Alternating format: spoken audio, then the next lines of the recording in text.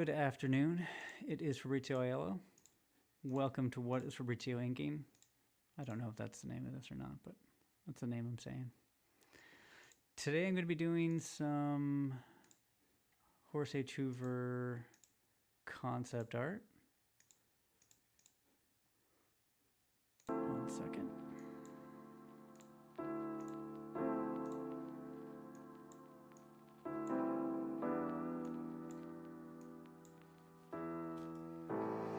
Yeah, so we have Horace Hoover. It's sort of like a swamp scene with some shrunken, desiccated heads. We have like a strange idol. We have Horace coming across a damsel in distress with a sort of a strange idol. Up to his ankles in swampy water. So that's what we'll be doing today. This is on Blue Line Eon boards. I'll just be using number two Kolinsky Sable, which is my go-to. Any questions, let me know.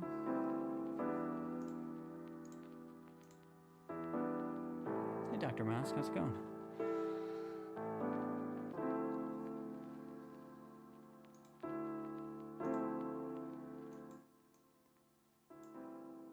Thanks for that. It's always hard to tell how loud things are. Sunday is definitely a good time for cleaning. I should be doing that right now, but I'll have to do that later. Yeah, so this is some concept art that I did. It's probably been a year since I did this drawing. And I'm just sort of going through all of my old concept art that I liked that actually sort of makes it through, through to the end, and it's not sort of, it doesn't find any life in a comic or a story or anything. So this one I really liked, so I wanted to finish up the concept art, and then that helps me come up with, sort of carve out the characters and the actual story a little bit better as I'm drawing it. Plus, I'm forced to look at the thing for 5-6 hours at minimum.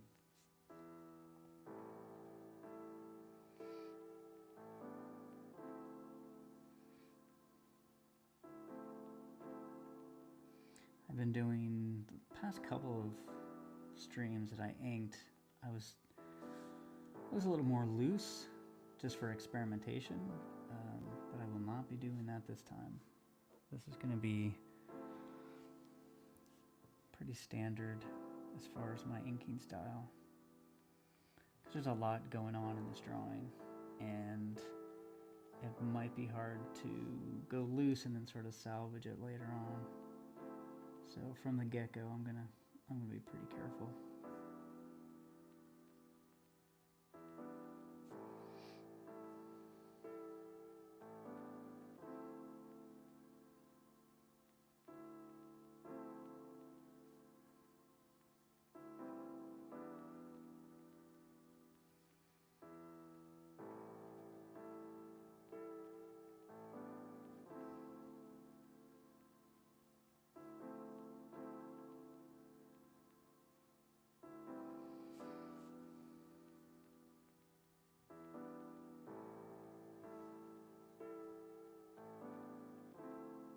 Sometimes the most important thing is actually the setting. Like once you get the setting down, there's a lot of like atmospheric stuff and things that just kind of pop into the story. And to me, like swamps were always kind of creepy for various reasons.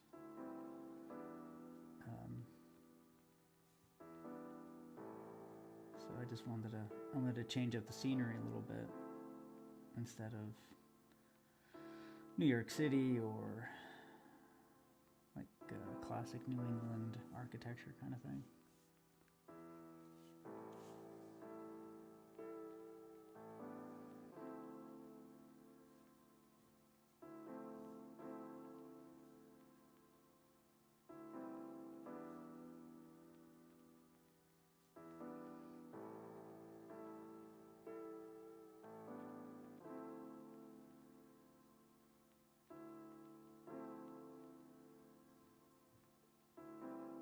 Hey Buddha Bear, how's it going? Thanks for tuning in.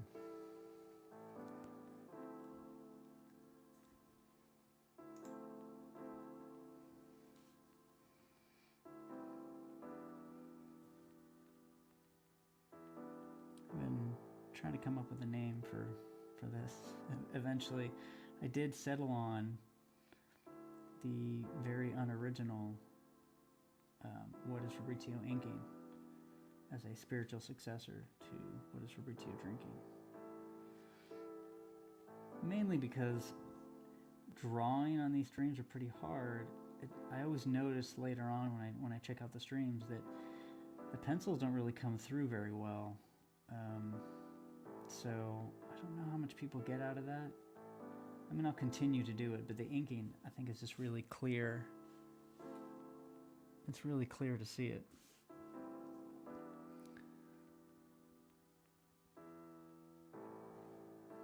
And plus, to be completely honest, I can ink and talk and do whatever, but penciling's a little different.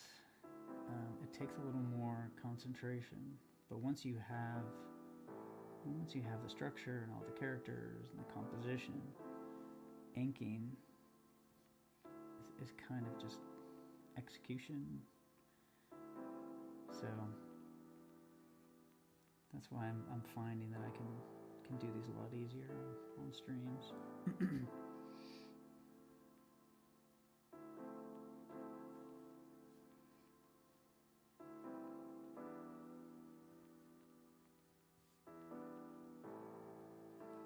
Now, if somebody is from a part of the country with a lot of swamp vegetation, they may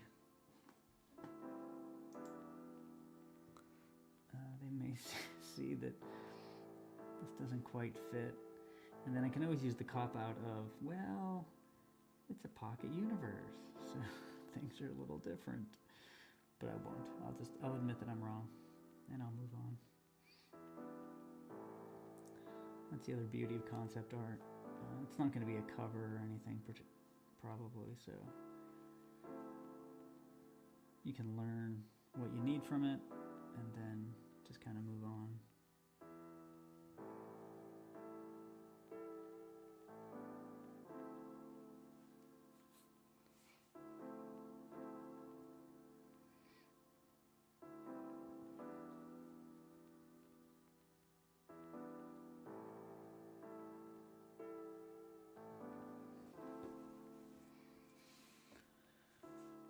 I do really like the pose here for Horace H. Hoover.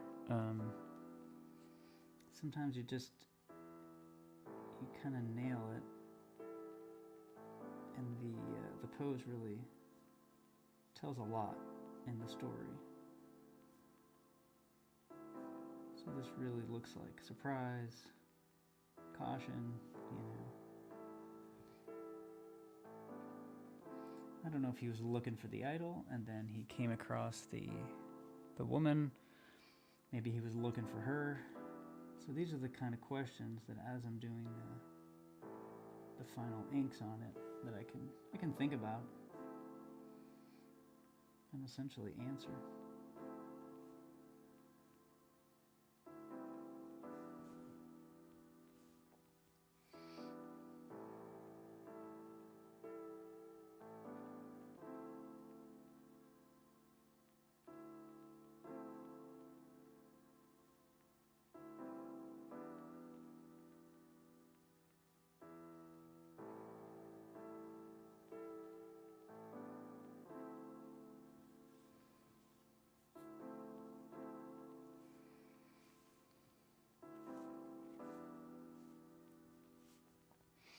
So usually this phase, I don't want to say outlining, but I'm making sure that every part of the drawing has a little bit of ink as far as the overall form.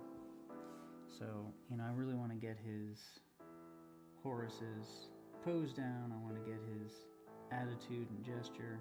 Well, not gesture, just want to make sure that the pencils that I laid down are actually right.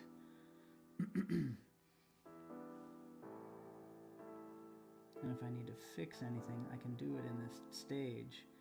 But, you know, there are times where you just completely miss sort of a major part of the drawing.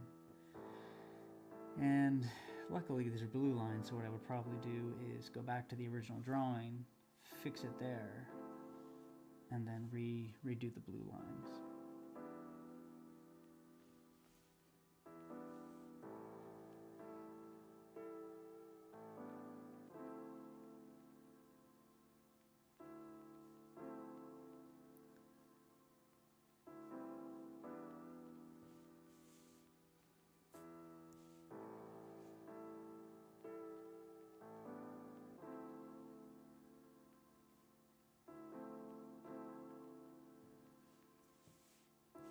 The other reason I don't want to say it's outlining, because you never really want to do an outline.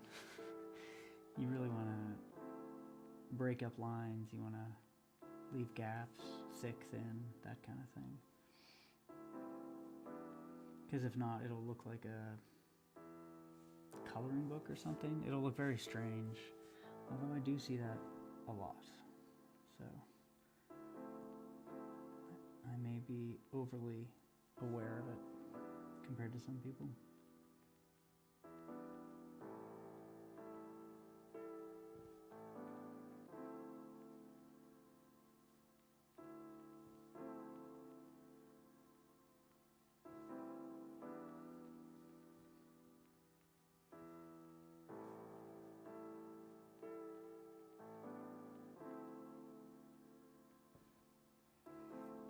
Do you take anything from characters like Spider-Man? Since he is a character, you can't see his face, but still needs to be shown emotion. I definitely think about that. Yeah, Spider-Man.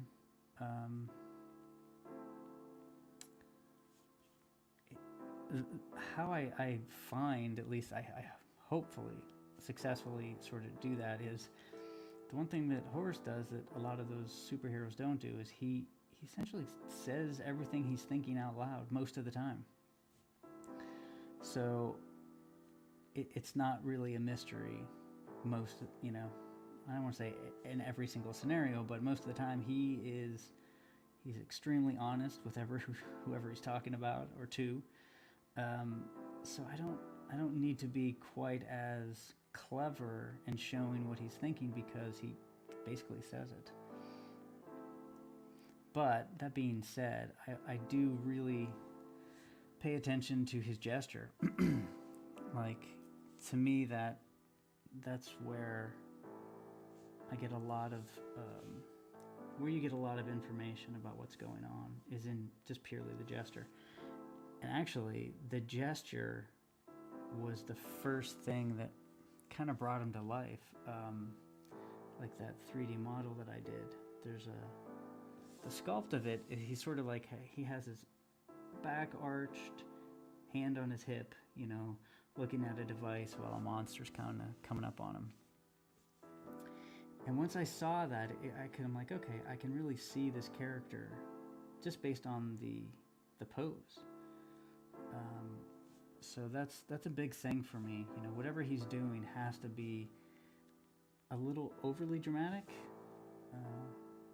which I think for comics is perfectly acceptable. If, to be honest, people, if they do anything, they don't do enough drama in sort of the poses and the character. It's usually just, you know, everybody says it. A couple people standing around, maybe somebody makes an angry face, but their pose, you know, where the weight is on their feet, you rarely see that in comics now. But you used to see it a lot. Oh, geez. I'm going to be honest. Let me turn up my volume then.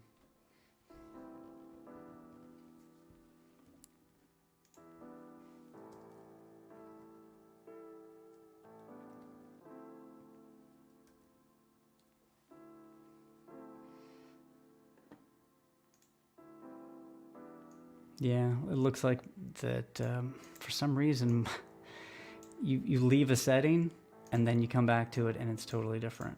Hopefully that's better. I don't know why.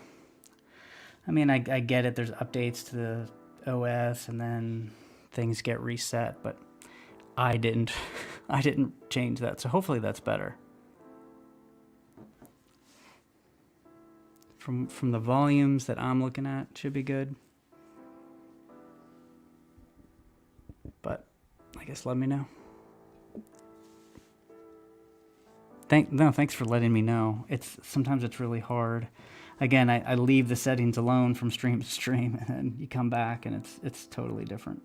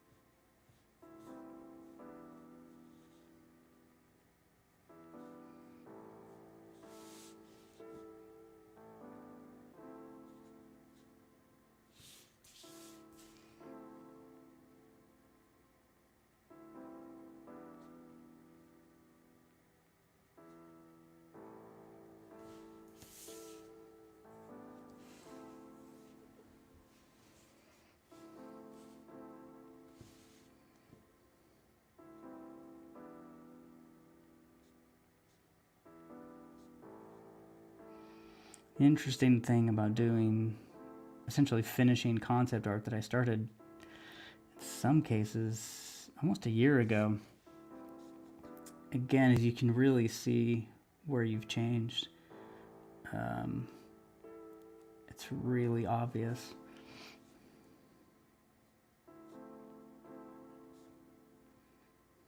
But I can always tweak things in the inks, so that's not a problem.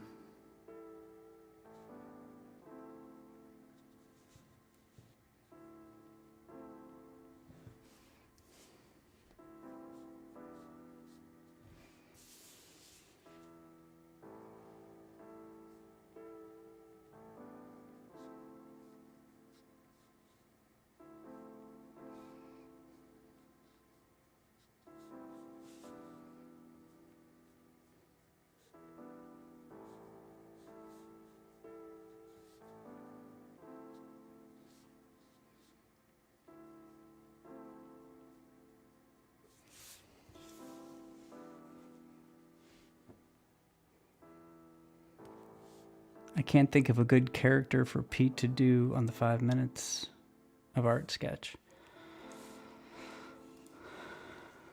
I don't know. He's been posting a lot, so I mean, he definitely has a wide array.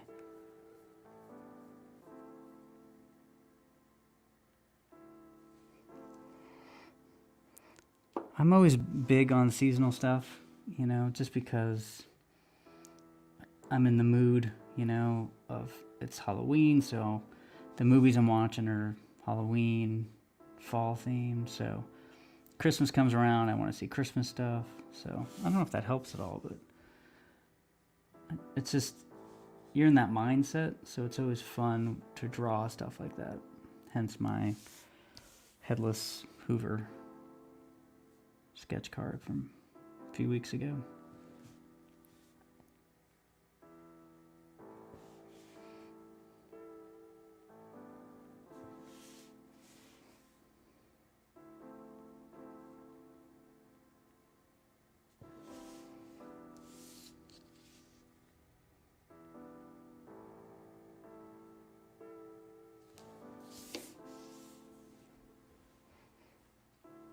Someone had him do their grandma. I didn't see that. I'll be honest, it's hard to keep up with everybody's YouTube channels and streams. It's really hard. By the time I get home from work, you know, I've seen, I don't know, 5 channels have posted videos and stuff like that, so I wish I could listen to that stuff at work, but that's pretty tough.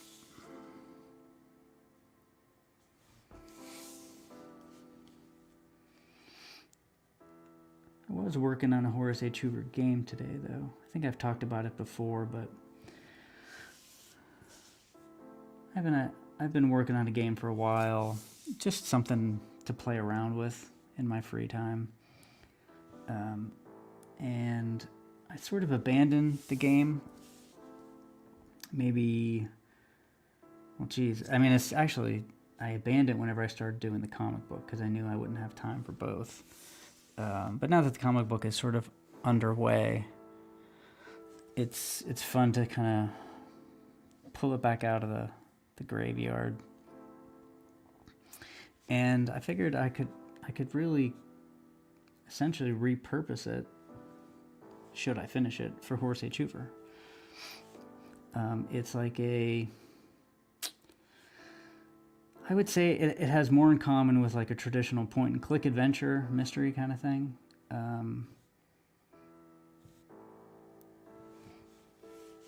So I don't know.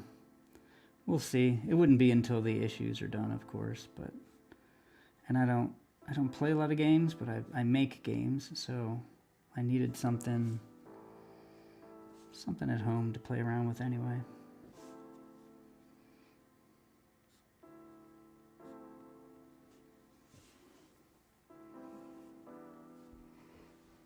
It's hard to keep up with PD's machine. I know, so many shows. And sometimes I can't do double speed, but I'll do like 1.5 occasionally to help out and try to get through some stuff.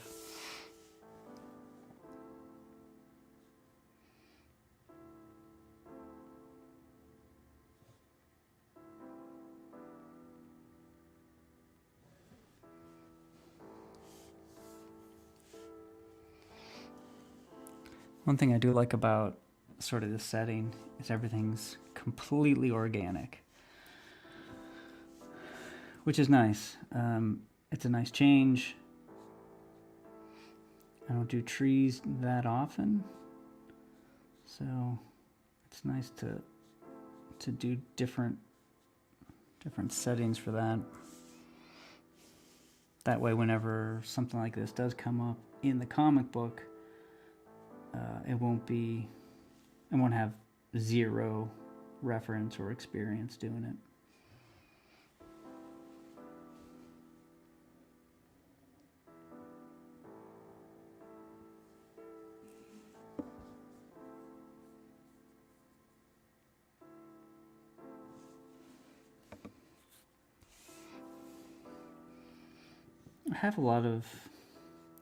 I know everybody has a lot of stuff planned for the comic books, but the one thing I am pretty excited about is sort of the ancillary stuff, like maybe a game, computer game, other just prose short stories that might tie into Horace H. Hoover, just some different stuff I'm pretty excited about. Because once you have the comic book written and you're just going through pages, it's like your brain still writes and your brain still wants to come up with new stuff, and I'm a big fan of letting that happen. But I also know that you don't want to start and stop. You don't want to start a new project before you finish the other one, because then you'll never get anything done. But I definitely take a lot of notes on all these other sorts of multimedia projects. It could come from the fact that I've been a programmer and I've done a lot of different stuff.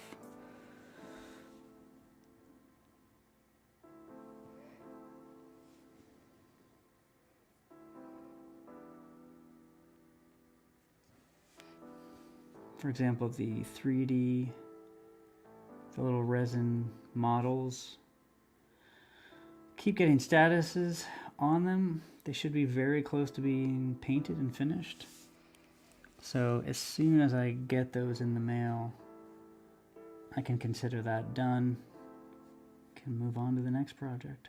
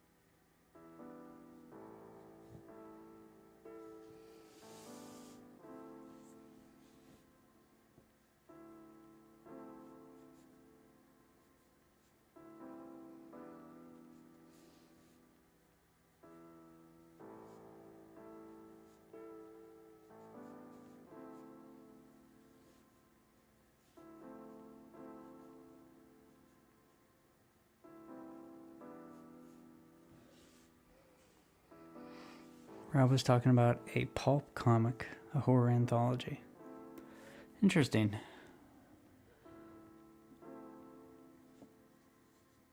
That would be cool.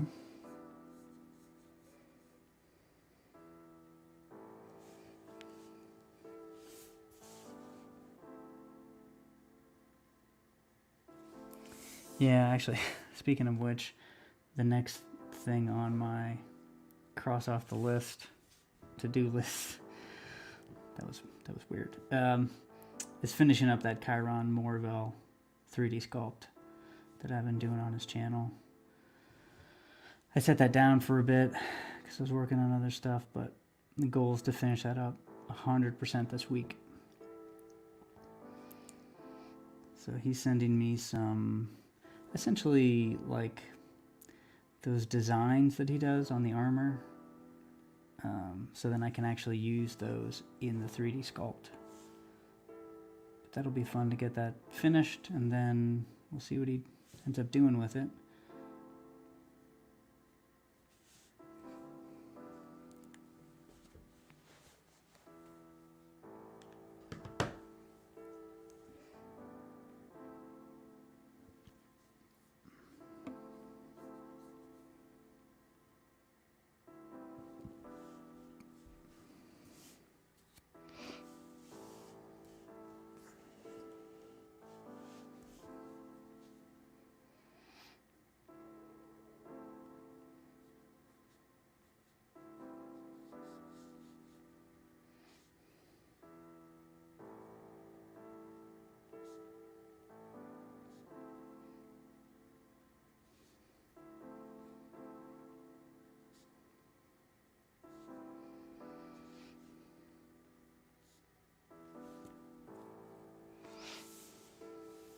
I do appreciate whoever tied this woman to this idol, that he didn't cover up too much. Sometimes villains aren't quite as terrible as we imagine.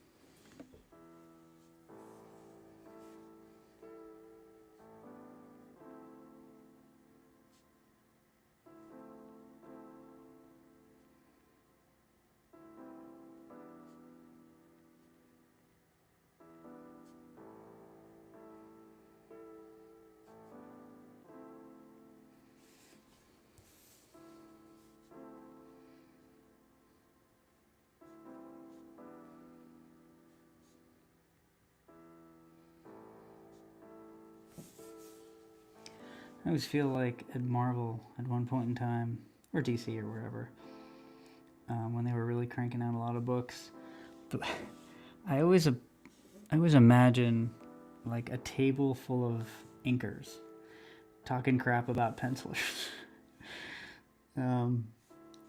Just because that had to been such a sore spot for a lot of inkers. Like, can you believe X penciler, doesn't pencil all of is rubbish, or whatever the case may be. Some New York restaurant for lunch. It's just a non-stop shit talking fest for, crap talking fest for pencilers.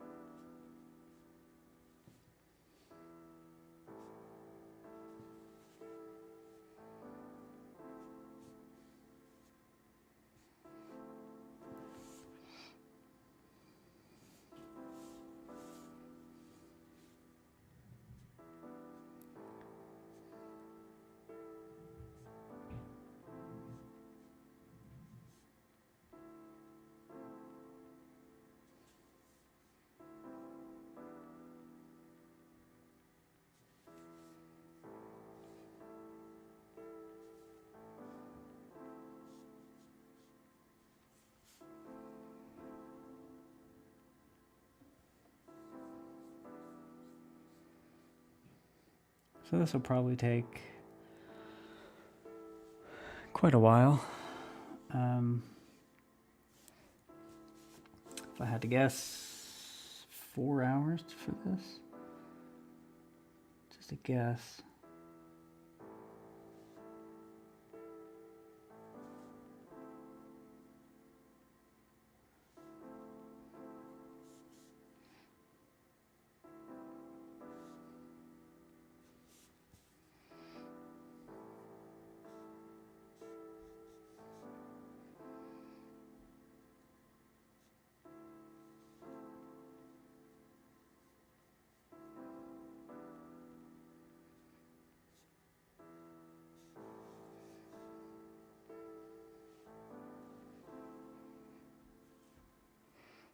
Hey Ben, how's it going?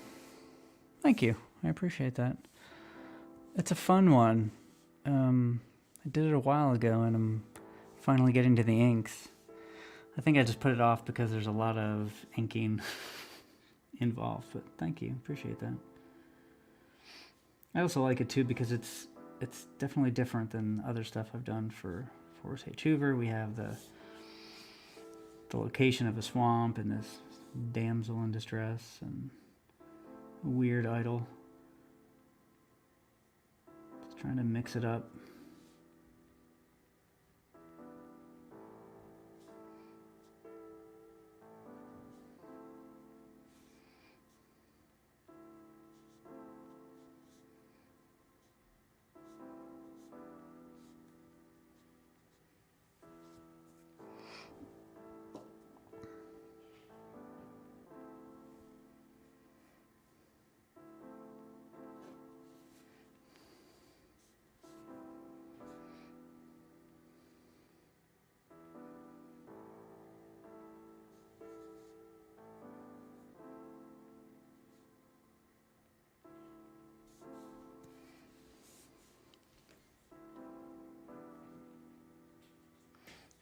Now this is one of those drawings, like, I don't know how I would do this with a micron. I mean, obviously you can do it, but visually it would look so different. Yeah. Like right now with a brush, you can really get in there and have variations on textures and line widths and just really quickly too. That's the other kicker is, you know, I can put these little jagged lines in here real quick with a lot of variation. Whereas if you wanted to do something like with a micron, I mean, man, that's a lot of work.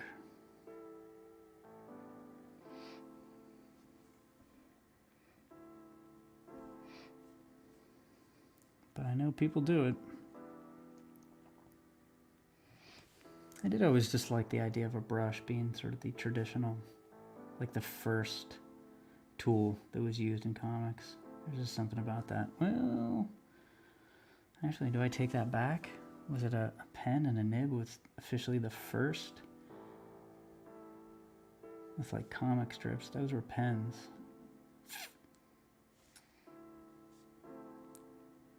I wonder.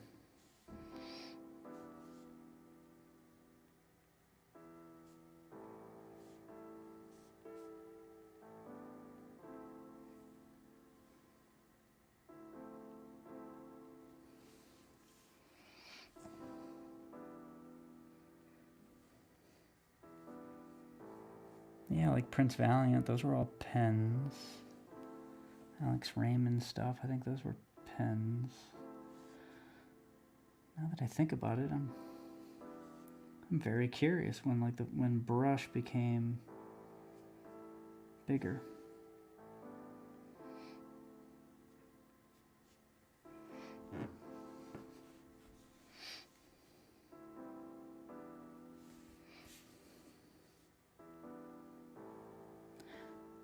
Admittedly, I am not a comic book historian like some people, but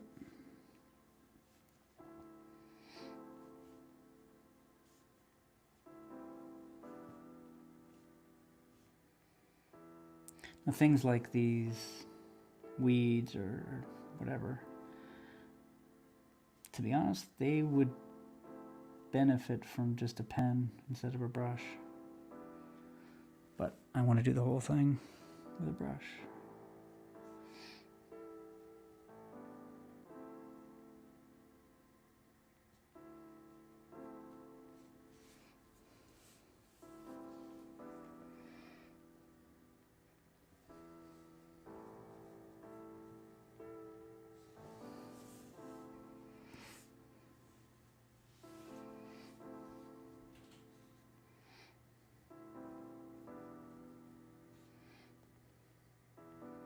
With a mound of like mud and weeds and detritus here, you actually don't want a bunch of solid black because that'll really weight it down too much.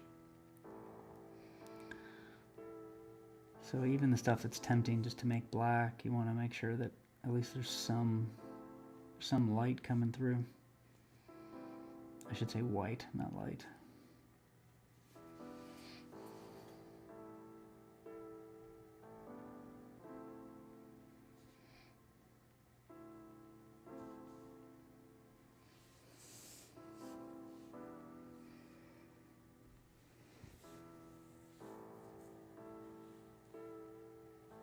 I think I know a lot about comics, but every day I find things I don't know. One of the things that makes it so fun.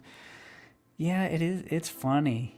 I used to think I had a decent sized comic book collection, and I knew quite a bit of the old stuff. And then, like you said, every day it's like, what? I didn't know that. I didn't know that something as simple as this artist was doing this at this time, or the technology, or whatever the case may be. And then also like the size of collections. Like John from John's Long Box, I think he said he has 50,000 comics, which I just actually can't wrap my head around that. It's amazing. I wish I had 50,000 comics, but I don't know how I could have. I never had space for that. I don't have space for that right now.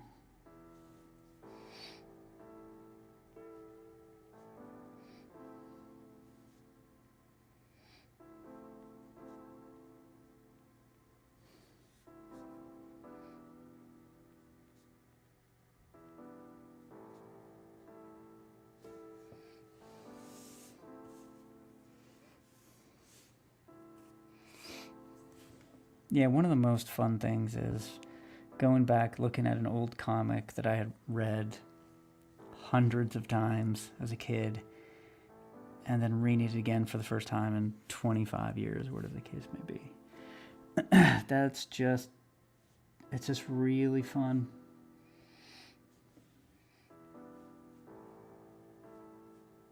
I think I was talking about this there was a couple of these Thor comics, Thor and Dracula, that just kind of blew my mind as a kid, and I hadn't pulled them out, I don't know, decades. But I always remember them being so cool, just so dark for Thor. You know, it was horror, and then finding out that Sienkiewicz did the covers, and at the time I had no idea, so that blew my mind. But it's funny though, the covers really stuck with me. So then I'm like, of course I love those covers. It's Sienkiewicz.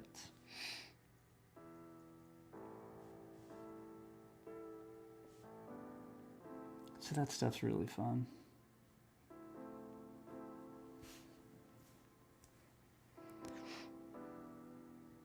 Holy, my collection's around 7,000, but I buy and sell a lot. 7,000's a lot. I think mine, I don't want to overinflate my numbers. It's definitely not 7,000. I think it's like around 3,000. I still have a lot that I have to put into my collection. And I feel like I'm bursting at the seams right now. So 7,000's a chunk, but yeah, it's kind of amazing.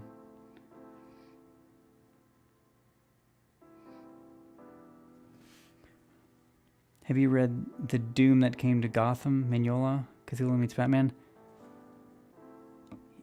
I swear I did. I swear I have that. I mean, I can picture the cover. You know, I'm not sure. Depending on when it came out, I could have read it and not remembered. It makes me want to go check out my collection right now. I might not have, though. I feel like if I would remember it. Especially since the Gotham by Gaslight by Mignola is one of my favorite Mignola books, by far. That's actually one that I reference a lot.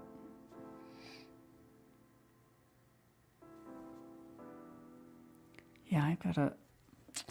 Maybe I didn't read it, because I just for the life of me can't think of the story, so maybe I just saw the cover, planned on it, and never read it. Which I will admit, I have bought plenty of books that just sit, comic books that just sit for forever. And like actually one is White Knight, the one with jeez, I have it here. Sean Gordon Murphy, I think, wrote and did the art. I just couldn't get into it after the first few pages, and I kind of bailed on it. So usually I go back to them, but sometimes I just kind of not read them and move on.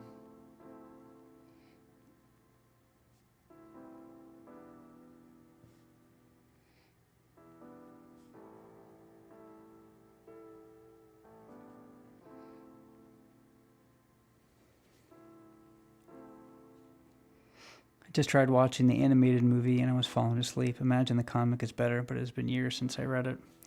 Oh, I didn't know that they had an animated.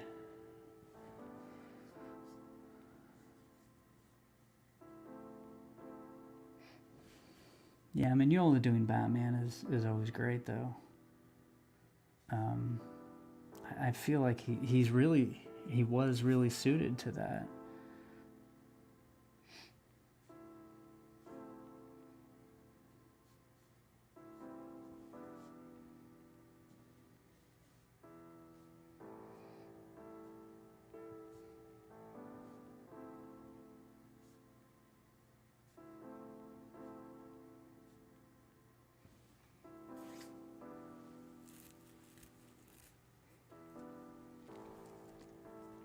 Yeah, same with White Knight. I just heard so much about it, and everybody was sort of raving about it, but I don't know, sometimes it just doesn't click.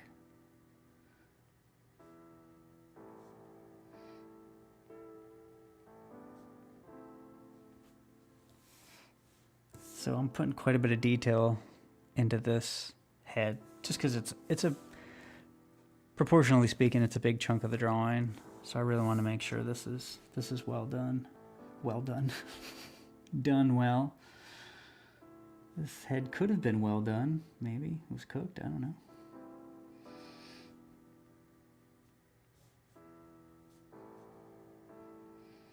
Dry aged head, face, shrunken head.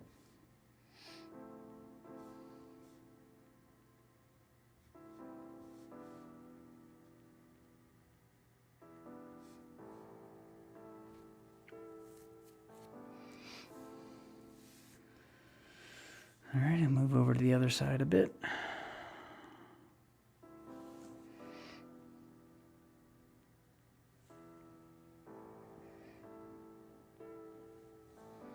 Yeah, so with this and then the shadow over Innsmouth, I have 2 pages simultaneously that I'm inking. So I'll probably just kind of go back and forth. Just kind of keep things a little different.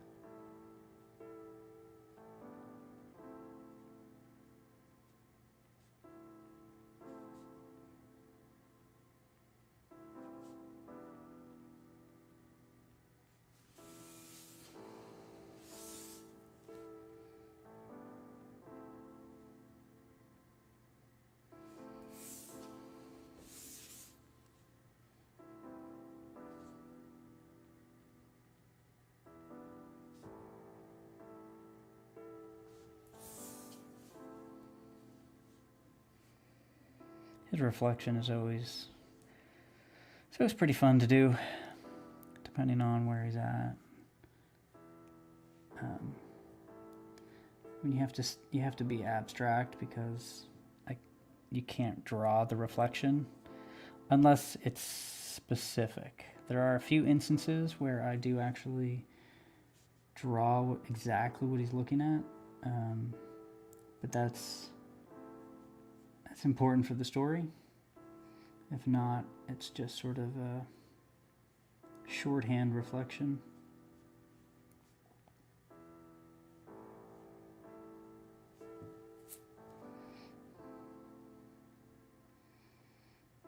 You can be, you can kind of give an idea. Since everything is trees and organic, I'm a little less rigid and geometric.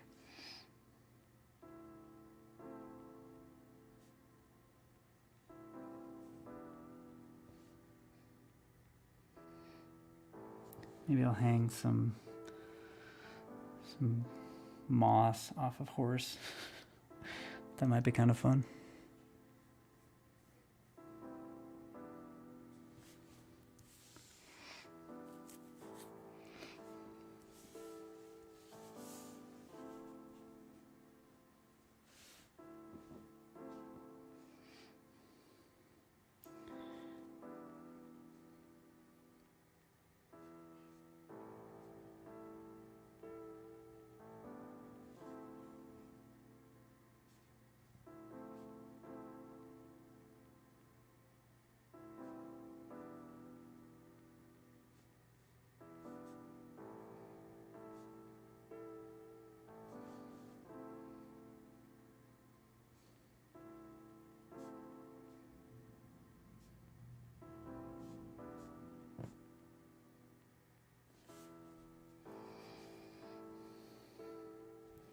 I'm going to hold off on those symbols for the idol.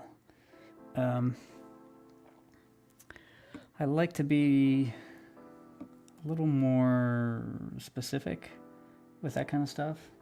So I don't want to just randomly do some symbols. I want to make them have some meaning. That way, whoever wants to figure that out later on, they have something to kind of play around with.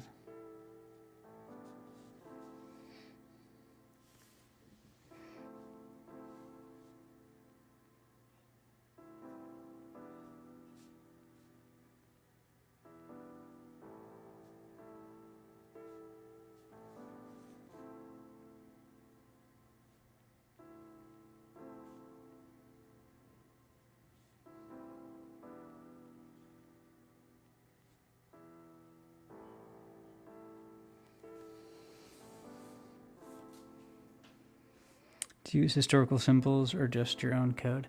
I do a mix. I make sure to do that. For the first, whenever I was sort of just kind of futzing around with the idea in general, I was just using my own stuff. And then I realized, like most things, you start to repeat things unintentionally. It's why clouds are hard. It's why rocks are hard. You just have this natural tendency to repeat like certain motions with your hand. So then I really made a conscious effort to get some books and use some reference and then some of my own. And again, it makes it a little more fun knowing that there's real symbols, quote unquote real.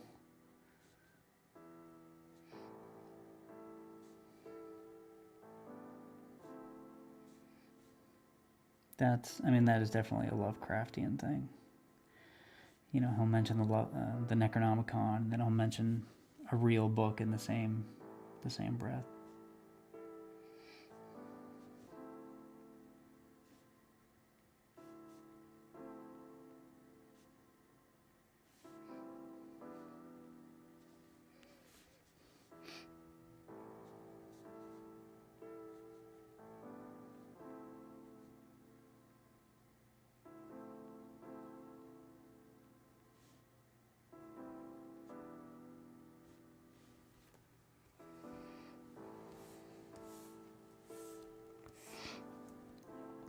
Now, I haven't gone as far as like Tolkien or anything, coming up with my own language, but I do have plans for something pretty, I have plans to sort of be more specific with that kind of stuff. That's really vague. I want to do more of it, we'll say. I don't think I can go as far as Tolkien, but I will take it as far as I can, coming up with my own language, my own sort of spells and, you know, internal logic for this kind of stuff.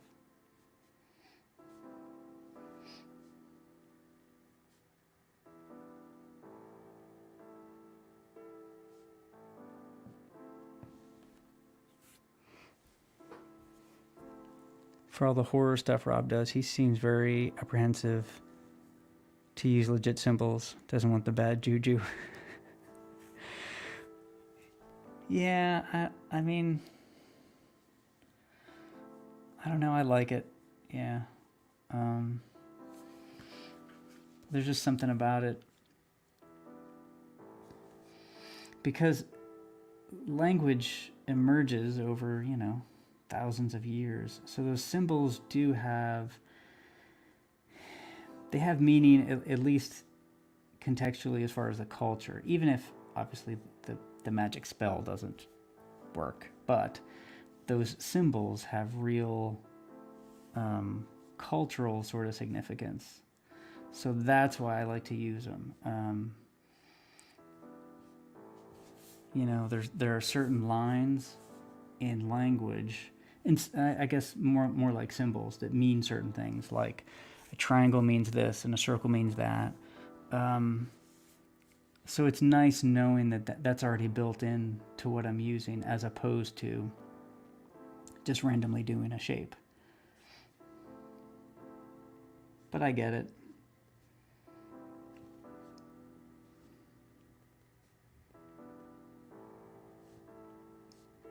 Yeah, my room is starting to fill up with like occult books and stuff, and I was thinking, I'm like, well, it's like you kind of become the character in a way. Like if I was writing Constantine or something, I would probably have a library filled with all of those books. So in a weird way, you kind of start to take on like some of the attributes of the character, almost like an actor. Well, you need to ride a horse for this cowboy part. Okay, well now you're 1/10 cowboy now because you can ride a horse. I don't know if that's crazy or not, but that's kind of how I see it.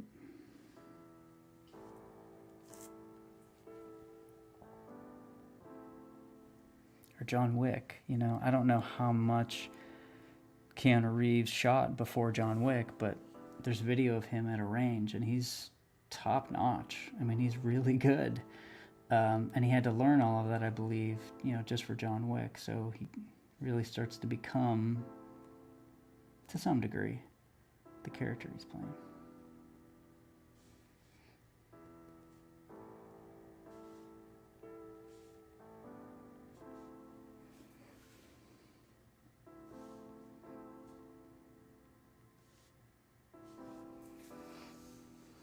I have to admit, this is really fun to draw.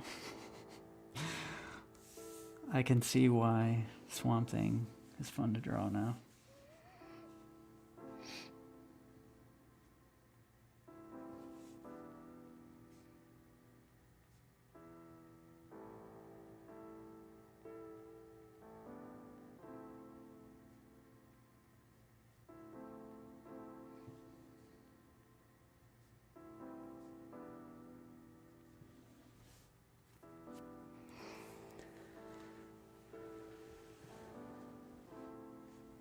Yeah, whenever I start looking at occult stuff, I hear my Sunday school teacher in my head. Yeah, I went to Catholic school for 12 years, and so that imagery is just always sort of in the forefront of my brain.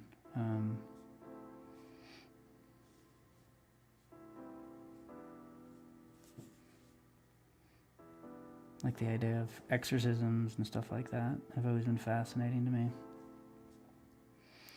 I mean, to be honest, I don't see any reason why Horace H. Hoover wouldn't get called into something, you know, exorcism-like.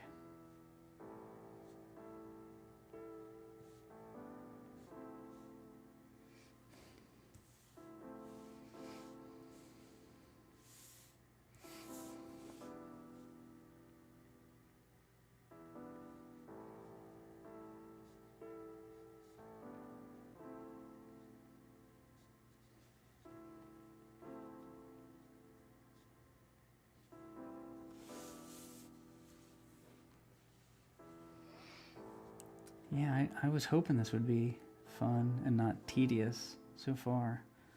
This really is fun.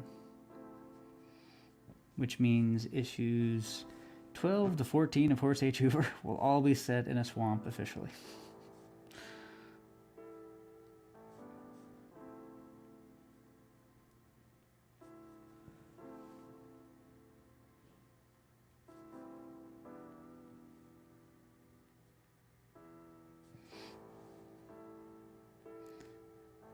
But it is interesting. Like I said, this is concept art, so I use this to really decide if I want to move forward with the setting, the characters. And I really like it, you know, being forced to stare at it for a while. You just start to get ideas.